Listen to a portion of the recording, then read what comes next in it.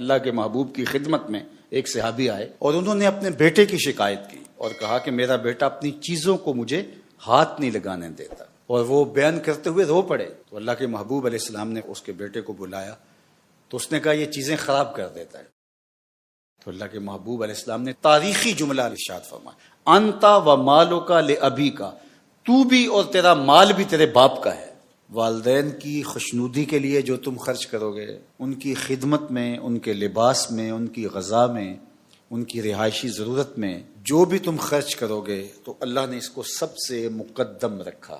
والدین نے ساری زندگی بے لوث اولاد پر سب کچھ نچھاور کیا ہوتا ہے، اور جب والدین بوڑھے ہو جائیں تو ماں باپ کی خدمت کو اور ان کے لیے اپنے مال کو کبھی بھی نہ پوشیدہ رکھنا چاہیے، نہ چھپا کے رکھنا چاہیے، نہ ان کو دینے سے گریز کرنا چاہیے۔ بہت ساری اولادیں جو اپنے مالی معاملات، معاشی معاملات، اپنے کاروبار اپنے ماں باپ سے چھپاتے ہیں تاکہ ان کی نظر میں نہ رہیں، اور بعض تو ان کے سامنے غریب بننے کی اداکاری کرتے ہیں، ان کے پاس موجود ہو بھی لیکن وہ ان کے سامنے غریب بننے کی اداکاری کرتے ہیں۔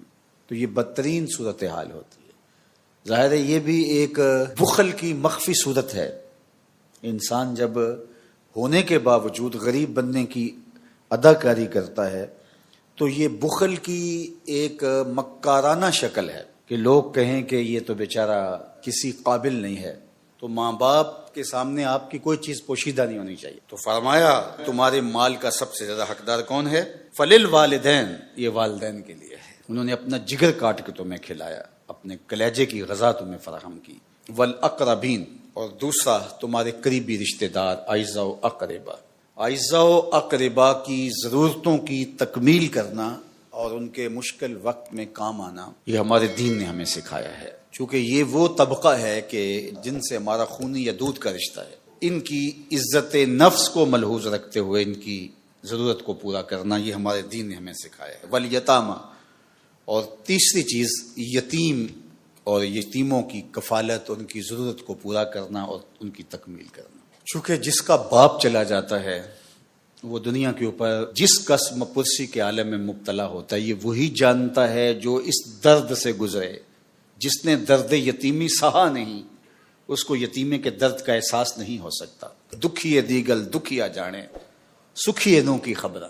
اور میاں صاحب نے یہاں ایک اور بات کہی، سکھیے دیگل سکھیا سن کے اینا خوش نہ ہوندا، دکھیے دیگل دکھیا سن کے ہنجو پر پر ہوندا۔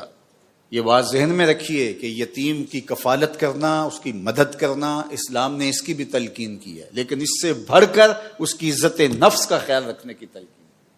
کلا بل لا تکرمون الیتیم، کہا ان کا مسئلہ کیا ہے، یہ یتیموں کو عزت نہیں دیتے۔ تو تذلیل کسی کی نہ کی جائے، کسی کو بے عزت نہ کیا جائے۔ تو فرمایا کہ وہ تمہارا جو مال ہے وہ عزت کے ساتھ خرچ کیا جائے یتیم پر۔